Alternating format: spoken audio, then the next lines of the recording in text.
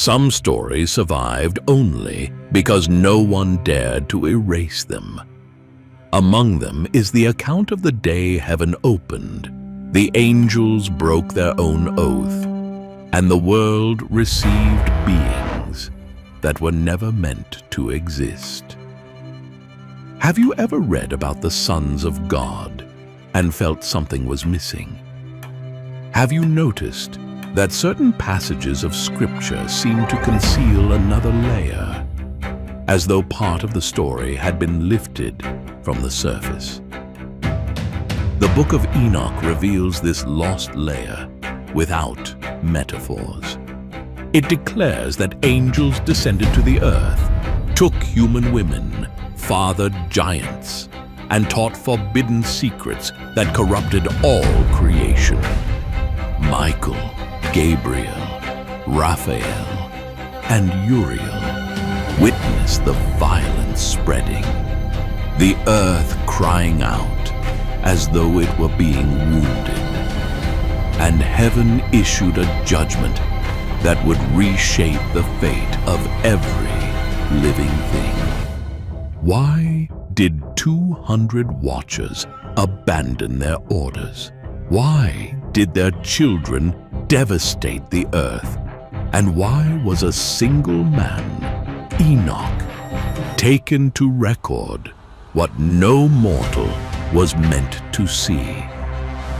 This video will move through these scenes without allegory, reconstructing what the ancient texts describe about the celestial rebellion, the birth of the Nephilim, the decree of the flood, and the final destiny of the angels who left their estate.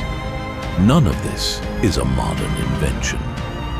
Every fragment comes from accounts preserved for millennia.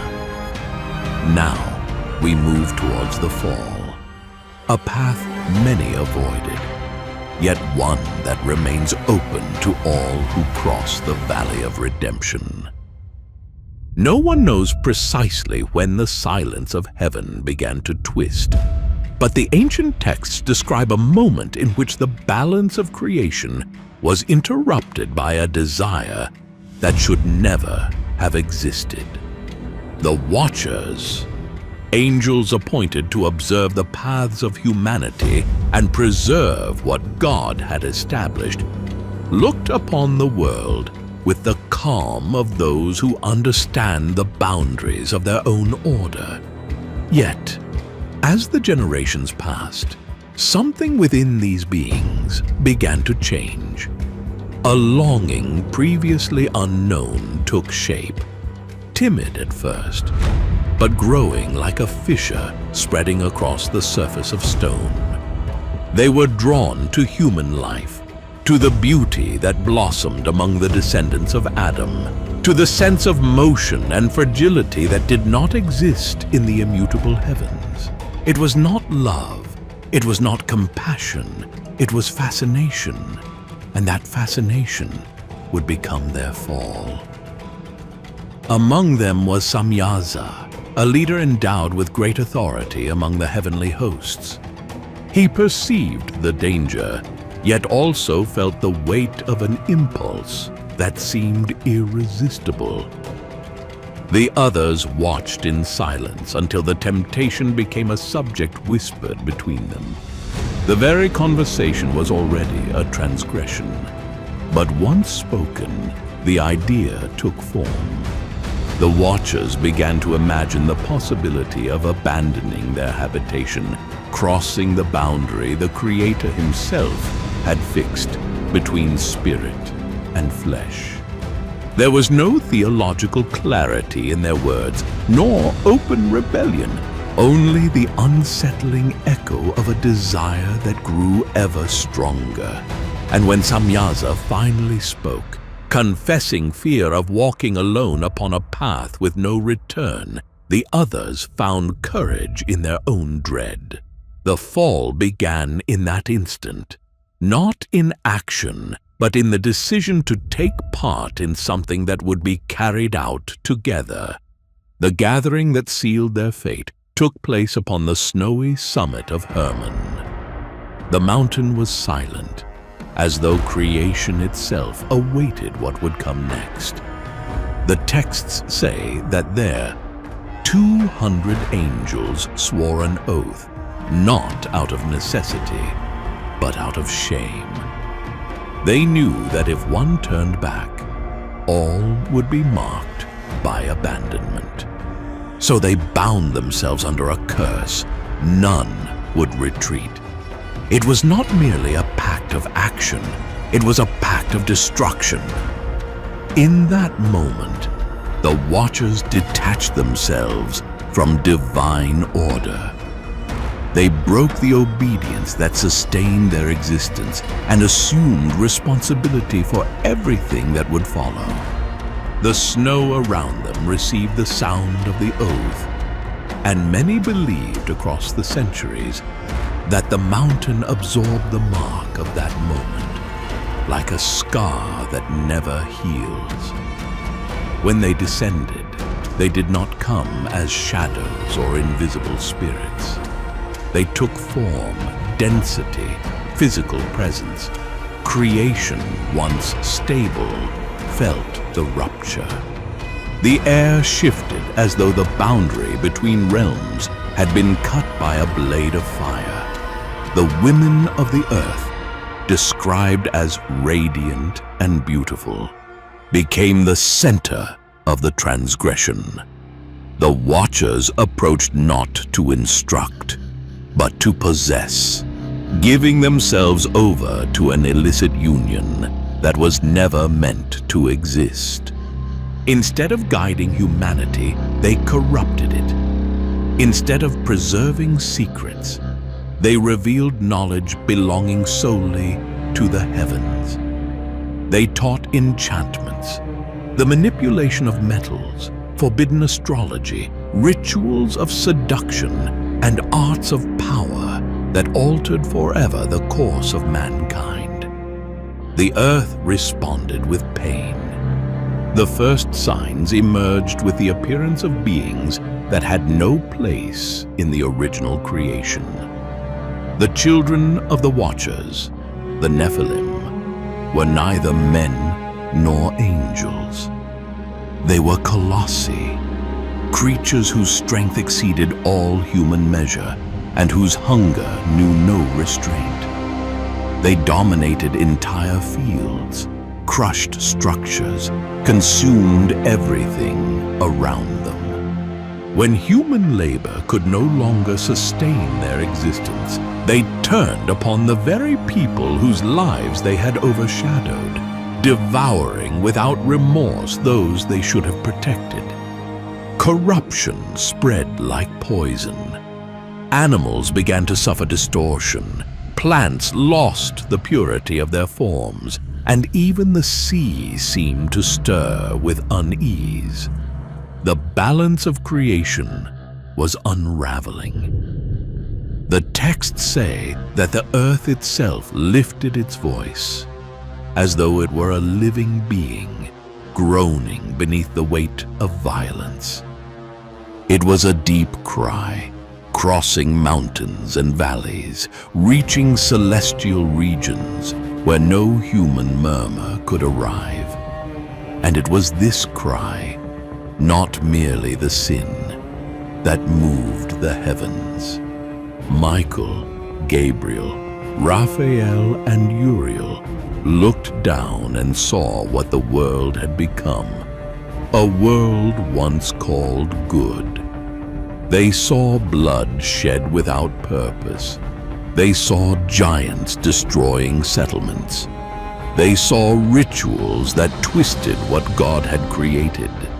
They saw men taught to destroy and oppressed by knowledge that exceeded their nature. The rebellion of the Watchers was not simply a misguided choice. It was an open wound in the cosmos, a rupture that placed at risk the very purpose of human existence. When the angels stood before the throne to report the devastation, the divine response did not come in gentle words. It came as decree. The fall of the Watchers was already sealed. Now the judgment would follow. But before the sentence, before the eternal imprisonment, before the silence imposed upon the rebels, one command crossed the heavens. A man must know everything. A man must see. A man must record what should never have happened. His name was Enoch, and his calling would mark the beginning of a revelation that would echo through the generations as a reminder of the boundary that should never have been crossed. The rebellion of the Watchers did not end when their feet touched the earth. It continued in the violence they produced, in the corruption they taught, and in the cry that began to rise from every corner of the world like a groan passing through rocks and mountains. The earth could no longer bear the weight of the Nephilim, and the blood shed by these beings spread in rivers that stained the soil like silent witnesses. Men, once merely vulnerable, were now prey, and animals, once minor actors in the landscape of creation, had become victims of experiments and distortions the Watchers unleashed without restraint. Nothing in nature remained whole. Harvests died, waters were tainted by violence, and even the wind seemed to carry a memory that was not its own. It was in this landscape that heaven chose to intervene. Michael was the first to behold the devastation with sacred indignation, and his voice, firm as a blade, pierced the celestial silence as he presented the state of humanity before the throne. He described the despair that ruled over men, and the agony of the earth, twisting as though wounded from within. Gabriel, who saw with clarity the extent of the corruption, reported how the secrets revealed by the Watchers had altered the natural rhythm of the seasons and introduced practices that threatened the moral order of the world itself.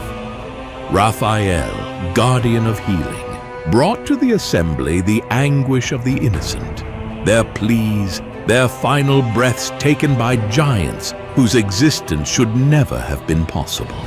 And Uriel, bearer of deep knowledge and witness to the fall, presented the complete account of the transgression, the oath on Hermon, the illicit pacts, and the open wound binding heaven and earth in imbalance. Before these words, creation remained in absolute silence. There was no wind within the firmament, no sound in the upper waters, as though the universe awaited the pronouncement of the one who sustains all things. And when the throne responded, the very structure of heaven seemed to tremble. There was no debate, no hesitation. The decree was immediate. The voice of the Most High resounded like a thunder that does not travel outward. It simply fills everything at once. For each angel, a specific command. For each transgressor, an irrevocable fate. To Raphael, it was commanded that he find Azazel, the one who taught men the art of war, the forging of metals, and the seduction that distorts the soul.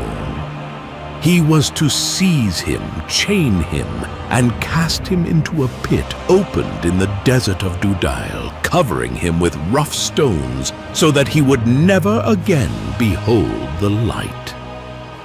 The corruption of humanity, declared the Most High, was to be ascribed to him, for his teachings had penetrated deeper than any physical wound. Azazel would become a sign and a sentence, a visible marker that even the brilliance of knowledge can be deformed when born from pride. To Gabriel was given the mission of turning against the children of the Watchers, the hybrid beings who ravaged the earth. He was to drive them into self-destruction, urging them into conflict with one another, until none remained. It was a terrible order, yet necessary, for these creatures did not belong to any realm created by God.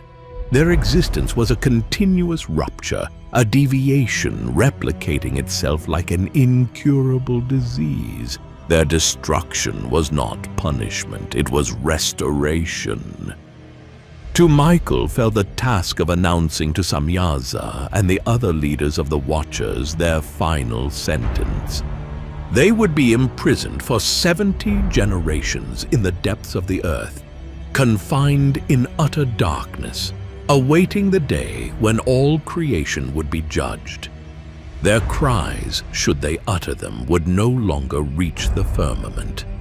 Their prayers, should they attempt to lift them, would not be heard. The separation between light and darkness, so clear at the dawn of creation, would now be irreversible between them and their former dwelling. Finally, Uriel received the mission that touched directly upon human destiny. He was to announce to the son of Lamech that the earth would be purified by waters that would cover mountains and valleys, eradicating the corruption the Watchers had spread. It was the first explicit declaration that the flood would not be an accident, but an answer, not merely to human sin, but to the collapse of the entire natural order. Noah would be preserved not as a reward, but as the foundation stone of a restored world.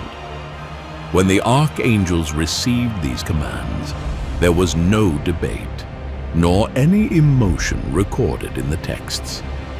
They simply departed, and as they moved, heaven moved with them. The upper spheres adjusted their courses like ancient gears returning to lost precision, and the whole cosmos began to vibrate differently, as though the universe had returned to a rhythm it should never have abandoned. The sentence had been spoken. Restoration had begun, and the next name to be uttered by heaven would be that of a man whose life would be crossed by revelation. Enoch, the one chosen to witness what would come after the night. When Enoch was called, there was no flash and no thunder tearing open the heavens. The revelation began as a silent displacement, an almost imperceptible shift in the air around him. The ground seemed to lose its solidity, and the horizon bent as though someone had pulled the boundaries of the world further away. The angels surrounded him with movements so subtle that his body could not tell whether it was being lifted or absorbed by something greater. Then, without warning, the entire world dissolved into light, and he crossed the invisible veil, separating what is mortal from what has no beginning. Enoch did not ascend. He was drawn into a reality that had always existed above his own, yet had never revealed itself to a man in that way. The first vision he received was of the threshold of heaven. Not a heaven made of clouds or stars, but a living expanse, crossed by rivers of brightness flowing as though made of essence rather than water. The colors did not obey the laws of the physical world. They changed as he watched, as though the very act of seeing them altered their being. The ground beneath his feet was firm, yet it was not stone. It was something that resembled crystal and fire at the same time, a surface that seemed able to dissolve or solidify according to the will of God. Enoch felt he was in a place forbidden to mortals, and yet his body was not consumed. His breath seemed to echo within that realm, as though the air carried both weight and memory. Uriel, the angel who guarded the secrets of the lights of heaven, approached in silence. His face was not human, nor was it entirely other. There were familiar features, but his expression held ages of knowledge no man could endure. He touched Enoch's shoulder, and with that gesture the world around them opened like a curtain of light. "Here begin the paths that uphold all things," said the angel, and his voice did not vibrate through the air, but within the bones. "What you will see was not created for mortals, yet it will be shown, because the judgment draws near." The next vision carried Enoch into the depths where the fallen watchers awaited divine sentence. The place was not a physical abyss, but a domain of thick darkness where light seemed to hesitate before touching any surface. The shadows possessed shape and movement, and some appeared to breathe. The chains binding the fallen angels were made of an unknown substance, neither metal nor spirit, and seemed to throb in rhythm with the coming judgment. Enoch saw Samyaza, the leader of the rebellion, bowed beneath a weight that had no visible form.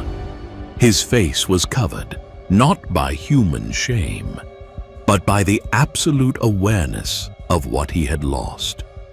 There was no plea for mercy there, only silence. A heavy silence, laden with the understanding that rebellion had no return. Further on, Enoch was taken to a region where fire and wind intertwined like living creatures. Flames rose in columns that curved and twisted as though they possessed their own will. The fire there did not illuminate, it revealed. Each spark displayed fragments of the hidden history of the cosmos, memories of ancient orders, celestial covenants, tasks assigned before the first man was formed. The angel explained that this was the storehouse of the forces through which God executes his decrees upon the worlds, storms awaiting command to descend, lightning set aside for appointed days, winds carrying prophecies before releasing them into the reality of men. All was arranged like living machinery, waiting for the exact moment to act. After this, Enoch was led to the realm of the dead, a place divided into 4 chambers, representing not only different destinies, but different states of the soul. In the first, there was indescribable peace. The souls of the righteous rested in a silence that resembled the dawn of a day that never ends. There was no pain, nor memory of pain, only the certainty that final judgment would favor them. In the second chamber, restless souls awaited justice because they had suffered unjustly. Their faces reflected hope, but also the weight of waiting. In the third, souls who had walked in violence and corruption were held in dense shadow, trapped in constant anguish preceding their definitive sentence. And in the fourth, Enoch saw something he never forgot. Souls who had turned away from God with full awareness, remaining in the deepest darkness where there was neither rest nor expectation. Only the consciousness of what they had been and what they would never be again. The next vision lifted Enoch to a realm higher still. He saw a colossal mountain, larger than any structure on earth, its surface shining like molten gold. At its summit stood the throne of the Most High, surrounded by rivers of living fire flowing like conscious torrents. The entire atmosphere trembled under the presence of God, and Enoch realized that this place had no temperature and no time. It existed as a reflection of the very being of God. Around the throne, myriads of angels sang with voices resembling distant thunder, deep waters, and cutting wind. The song was a blend of joy and fear, as though the music itself held the balance of the cosmos. Enoch understood that everything, from the movement of the stars to the cycle of the seasons, was sustained by that presence which did not need to move in order to govern the universe. And then, at the center of the vision, appeared a tree Enoch had never seen on earth. Tall, luminous, bearing fruit that looked like solid light. Each fruit pulsed as though containing a fragment of eternity. Uriel explained that this was the tree of life, the promise reserved for the righteous on the day of restoration. Its fruit would not merely prolong existence, it would transform those who ate it, causing them to partake in full communion with God. Merely seeing it was enough for Enoch to understand that all pain and all history were moving towards a point where life would no longer be fragile, but eternal. The final vision of that great cycle allowed Enoch to behold the cosmos as no man had ever seen it. He saw the structure of the stars like wheels of fire, arranged with absolute precision. He saw the moon fulfill its cycle as though following an eternal score written before creation. He saw the sun pass through celestial gates that did not exist in the physical reality of men, yet determined the limits of the seasons and the ages. Uriel explained each movement, each gear of light, each division of time, and then he added something that remained carved into Enoch's mind. When creation obeys without hesitation, it becomes a silent witness against those who deviate. Nothing, no star, no wind, no fragment of light rebels against God. Only beings granted freedom can create disorder. Therefore, judgment is inevitable. When the vision ended, Enoch was not destroyed, but transformed.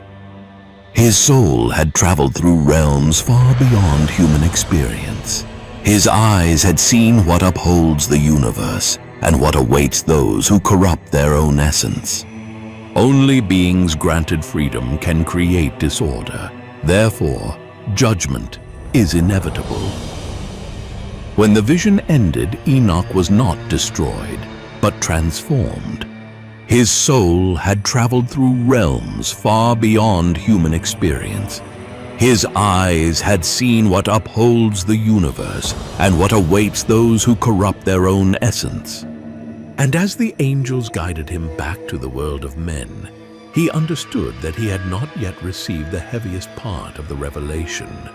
For everything he had seen, the prisons, the chambers of the dead, the rivers of fire, the throne, was only the prelude to what the Son of Man would reveal in the vision to come. And it was this silent promise, left in the final instant of the vision, that kept Enoch standing. The next encounter would reveal the final destiny of kings, of angels, and of all who breathe beneath the firmament. When Enoch thought he had already crossed everything a mortal could endure, Uriel led him to a realm higher still, where the light did not move like river or flame, but like a presence that breathed. The air there carried a density of greatness. Every particle seemed laden with consciousness. There was no distance between sound and silence. Everything existed within a single eternal gesture. Enoch sensed he was approaching the center of the cosmos, a place where creation was not seen as a work, but as an extension of the divine will itself. The angels accompanying him slowed their pace as though the nearness of that realm demanded reverence even from the celestial hosts. Before him appeared what the ancient texts describe as the Throne of Glory, a luminous structure that seemed both motionless and in motion. Its radiance was not blinding, it was profound, as though every layer of light contained centuries of condensed meaning. Around it, thousands upon thousands of spiritual beings stood in perfect order. Their voices formed a melody that followed no human rhythm. It was as though they translated the very breath of God. Enoch felt his body tremble, not with fear, but with understanding. That place sustained the destiny of all that existed. It was then he saw him, the Son of Man. The figure appeared at the center of the throne, not as an apparition or projection, but as one who had always been there. His presence did not impose itself by force, but by inevitability. He was not surrounded by symbols of royalty, nor clothed in visible glory. Yet the whole realm reacted to him as though he were its source. His face was serene, devoid of violence, but his eyes contained ages of authority. In them there was an understanding of human existence so profound that Enoch felt his own heart interpreted in that instant. Uriel bowed and whispered without words, "This is the chosen one." He was the one who would receive the authority to judge kings, nations, and even the angels who had strayed. Every throne of the earth, every crown that ever existed, every decree issued in the name of human authority would be weighed before him, not by the sword, but by the truth he embodied. Justice was not something he declared. It was something he was. Enoch watched as books opened before the throne. Not ordinary books, but records of lives, actions, intentions, silences, and motivations. Each page seemed written with light, and each fragment of light contained an entire memory. The Son of Man examined everything without haste, but also without hesitation. He beheld past and future as one observes the natural movement of a flame. Nothing was hidden, nothing distorted. It was justice in its purest state, a justice that required no witnesses because all things, from the forming of a mountain to the whisper of a thought, were recorded before him. The kings of the earth from all generations were brought before that vision. Some trembled, others stood in absolute silence, as though realizing their glory had been nothing more than dust gathered upon the wind. The ancient text says many would seek to hide themselves on that day, not because they were surprised by the judgment, but because they finally understood they had spent their lives building thrones upon fragile foundations. Armies, walls, alliances. None of it availed them. There, before the throne, all human strength was revealed as insufficient. Sinners, the violent, leaders who had corrupted entire peoples, those who used power to distort justice, all were confronted with the truth of their own existence. Enoch saw that judgment was not merely condemnation. It was revelation. The light exposed what had been hidden, and that exposure was, for many, more painful than any sentence. There was no argument to be made, no possibility of manipulation. There was no refuge within one's own justifications. The presence of the Son of Man dissolved every mask. But the text also describes something that offers hope even in the midst of such majesty. The righteous were received with gentleness. The Son of Man extended his light over them as one welcoming travelers returning from a long road. Their names were written not only in the book, but woven into the very fabric of creation. Enoch saw the humble exalted, the forgotten remembered, the wronged placed in positions of honor. It was as though every tear they had shed was now answered with an eternal dignity.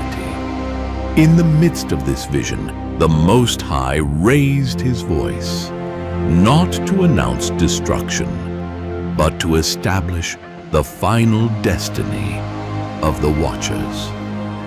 They would be judged by the Son of Man, the only one able to balance mercy and truth. Samyaza, Azazel, and the other fallen angels would not face judgment merely for their deeds. They would face the weight of having altered the course of humanity. Their children, the Nephilim, had been destroyed, but their works remained scattered in the memory of the earth. This dark legacy would be undone, not by human armies, but by the justice of the One who judges from the beginning of time. Enoch then understood that everything he had seen in the previous realms, the prisons, the chambers of the dead, the rivers of fire, the tree of life, was bound to the moment he now witnessed. It was the center of the revelation. Each realm prepared the understanding for this final vision. The face of the Son of Man, illuminated by a radiance that came not from outside but from within, revealed that the judgment would not be a mere settling of accounts.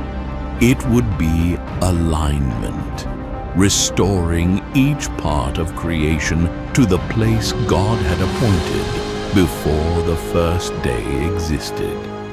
The angels around the throne began to sing, and Enoch felt the music alter the very structure of reality. It was not only praise, it was proclamation. The song declared that time was advancing towards a decisive point, and that humanity was moving toward an inevitable encounter with the Judge now before them.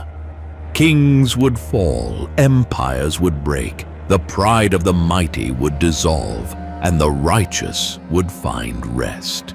The vision was too vast to be fully described, but Enoch knew he had to record it as faithfully as possible, for future generations would depend on that testimony. When the Son of Man lifted his hand, the entire cosmos fell silent. There was no movement, no light, no sound, only absolute expectation. It was in that instant that Enoch understood. The final judgment would not merely be a future event. It would be the full revelation of who God is. And that revelation began now, before his eyes. Uriel approached once more and with a grave voice said, "What you have seen is promise. Its fulfillment will come.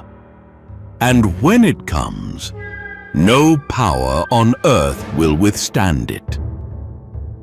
And with that sentence, Enoch realized his journey was not yet finished.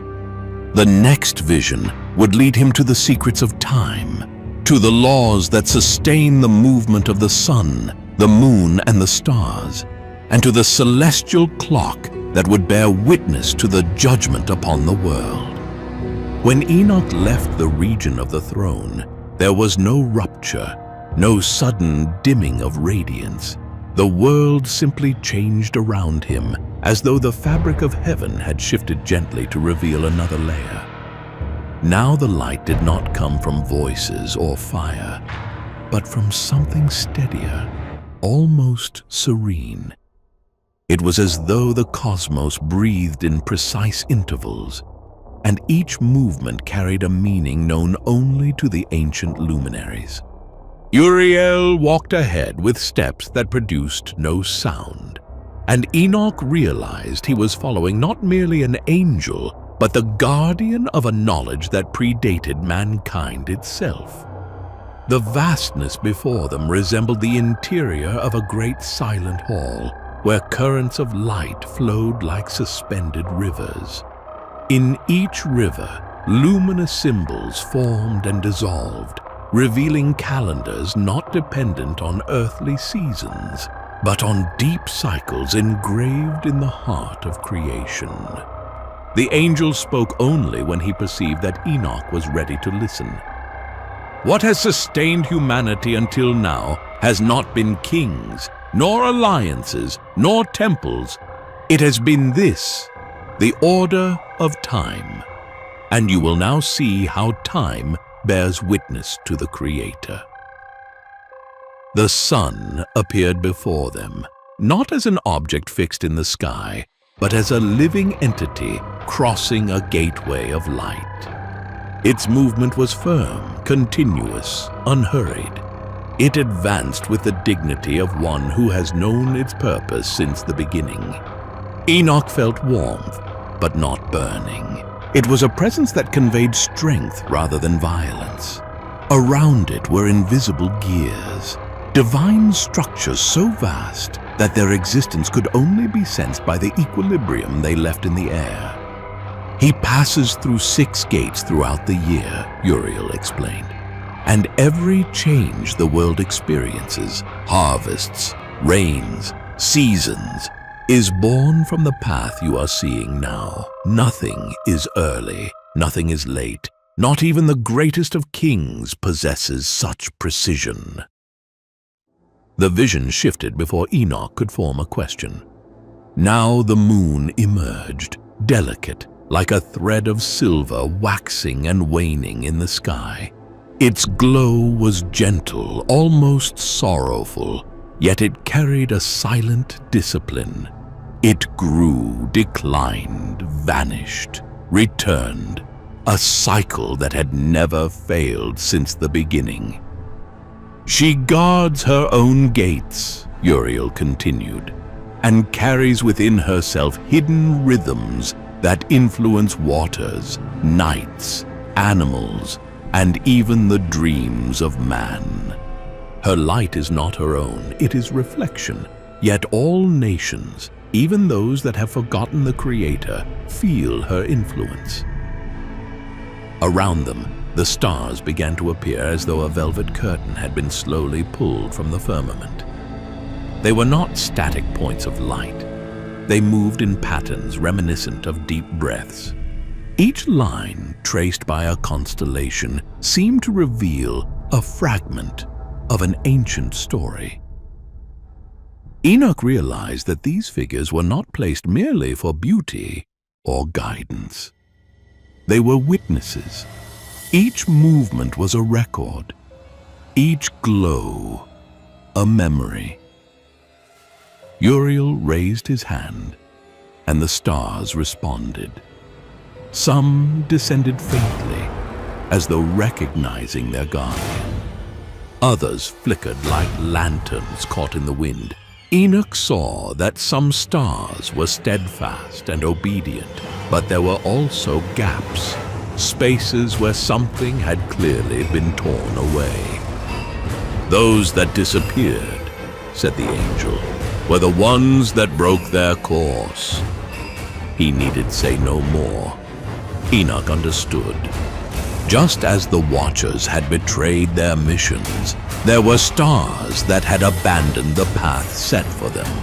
And just as the Watchers were imprisoned, those stars too had been cast into regions of darkness, awaiting a future judgment.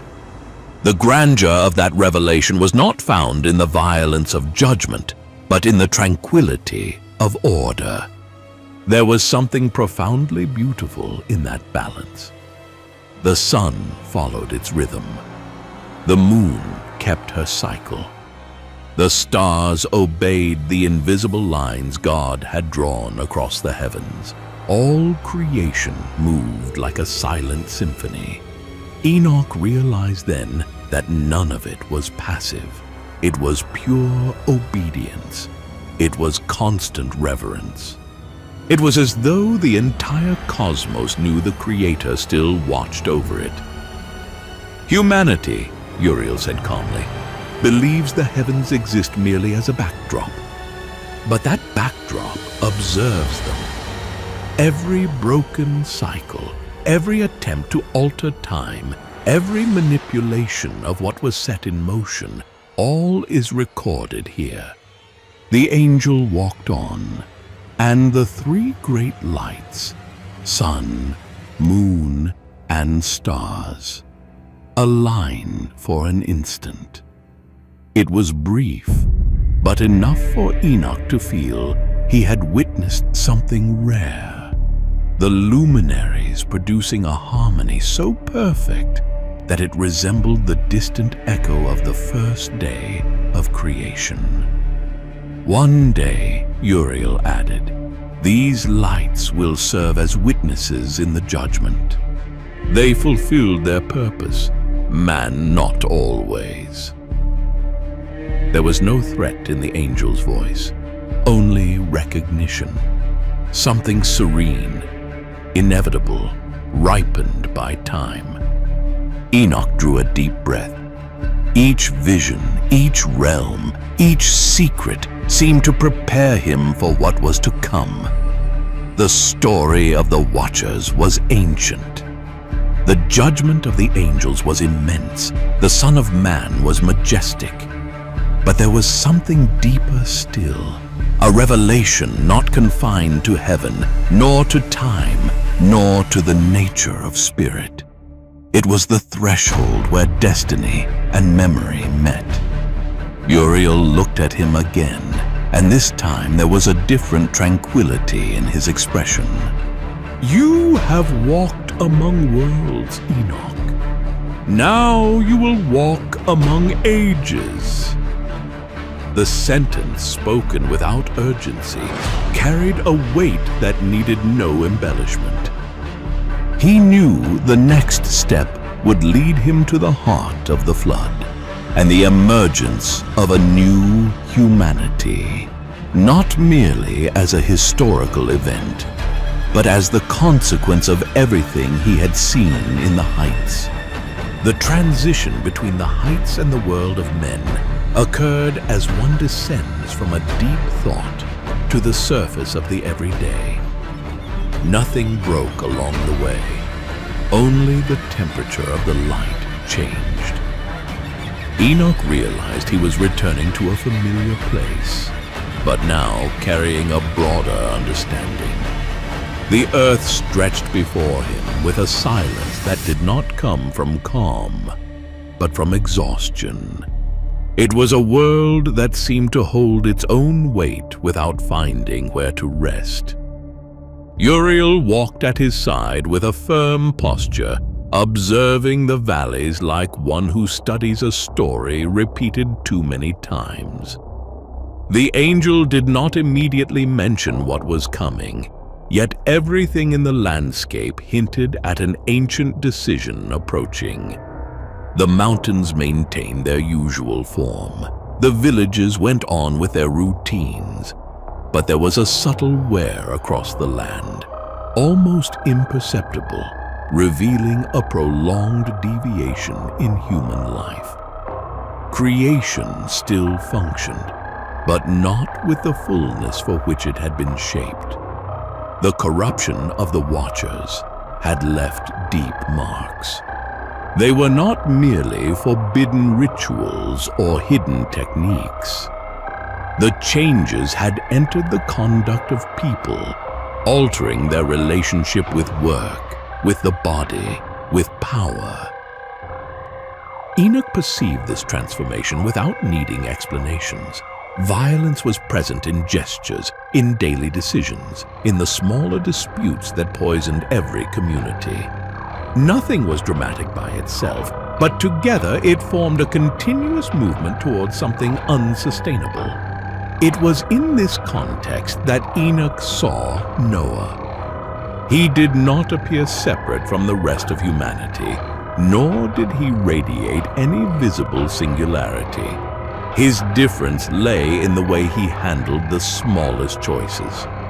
The man worked with care, avoided unnecessary conflict, and sought simplicity where others sought advantage. Uriel simply said, "Observe this man." And Enoch understood that in that unassuming figure rested the point upon which an entire renewal would depend. The construction of the ark began without spectacle. There were no dramatic signs at its beginning, no announcement in the sky. Noah received instructions in silence and carried them out with equal tranquility. The pieces fitted together one by one, following measurements that had no origin in human craft. The structure grew with steadiness, and his family followed him more out of trust than understanding. The ark did not appear as a symbol of imminent destruction, but as a response to the need to preserve a path that had nearly been lost. Meanwhile, the earth showed signs of wear. The climate alternated between long periods of drought and scattered rains, as though the cycles were losing their harmony. Rivers once predictable began to rise irregularly. The soil displayed fatigue. Animals shifted their habits and sought unusual regions. Nothing was abrupt, yet the continuation of these changes formed a warning that only the heavens seemed able to comprehend fully. When the clouds began to thicken, no one suspected that the course of the world was about to change. People continued their routines and attributed the heavy sky to an unstable season. The day darkened slowly, and the air grew dense. Noah finished the ark, and his entering it happened with the same discretion with which he had worked. The door was shut, not by human hands, but in a way so natural it seemed part of the design itself. The rain began without violence. What drew attention was not its force, but its persistence. The rhythm remained the same for hours, then days, then weeks. Underground waters gained pressure, and rivers broke ancient banks. There were no bursts of tempest. There was constancy. The earth began to give way first in the most fragile places, then in the higher regions. Entire villages tried to adapt, but the rising waters gave no time. It was like watching a world reorganizing its lines. Enoch followed the vision without looking away. Uriel observed it too, though not with sorrow. He regarded the process as a necessary part of restoration. The destruction did not emerge as an isolated punishment. It was consequence. The earth had absorbed for centuries what humanity had given it, until it could bear no more. Now it returned everything at once. When the waters covered mountains and plains, the movement became uniform. There was no longer any distinction between fertile lands and arid ones. All followed a single, profound gesture of purification. Enoch noticed the silence that settled when the last structures disappeared beneath the surface.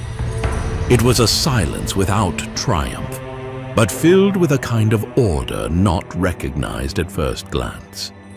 In time, the ark came to rest. the waters began to withdraw. The exposed land appeared renewed, still raw, but ready to receive new footsteps. Noah stepped out with his family and looked upon the world as though seeing it for the first time. There was no tension on his face, only the realization that an ancient cycle had ended and another would begin from that point. Uriel then said, "This man carries the thread that will bind the beginning to what is yet to come." Enoch understood. The flood had not been only the end of human violence. It had also been the reorganization of a story that still needed to advance. The vision dissolved. The heavens called to him once more. The final vision carried Enoch far from the waters and mountains that had marked the end of an age. He felt he was returning not to a place, but to an earlier state, like someone waking slowly from a dream that still breathes behind their eyelids. The angels remained around him, silent, allowing the weight of the revelations to find space within him before dissolving. None of them appeared in haste. Eternity does not deal in urgency. Enoch looked upward and realized that the light above his head was no longer the same as the one he had seen near the throne. It was gentler, as though filtered through something unseen. Uriel approached, not to end the journey, but to confirm that everything shown had a clear purpose. The visions had not been loose fragments.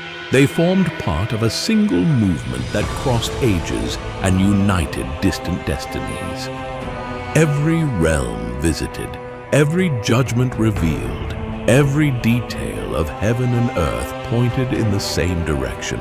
Nothing remains without response, and everything advances towards the final reckoning. The voice of the Most High then manifested, not as a command, but as a reference one recognizes instantly. "Enoch, record what you have seen. These words do not belong only to your time. They will accompany generations that do not yet exist. What you have witnessed will help men and women understand that justice is not the absence of mercy, but the way by which the world remains whole." There was no threat in the voice. There was firmness, and that firmness was what sustained creation itself. Enoch realized that it was not his task to interpret every detail of what he had seen. His task was to record, to transmit, to allow the future to find meaning in what heaven had chosen to reveal. He bowed, not out of fear, but in recognition. After this, the visions began to withdraw from him with the same naturalness with which they had appeared. The luminous realms faded first, then the valleys, the waters, the mountains. The last to vanish was the distant sound of the hosts surrounding the throne. When all ceased, he felt only stillness, not empty, but full, as though everything were exactly where it was meant to be. The angels guided him back to the point of departure, and his spirit found rest. He knew the journey had not been given to satisfy curiosity, but to preserve a truth the world would try to forget countless times. What he had seen would not be understood immediately, but would remain as testimony for eras in which humanity would seek answers beyond its own strength. Enoch left to the future a legacy woven of memory and vigilance. Whoever read his words would understand that heaven does not abandon the world to its own devices, and that the story of mankind does not proceed without direction. There is order, even when none perceive it. There is a boundary, even when it seems distant. There is a promise, even when everything around suggests abandonment. And it is in that interval between what is seen and what is hidden that his message remains alive.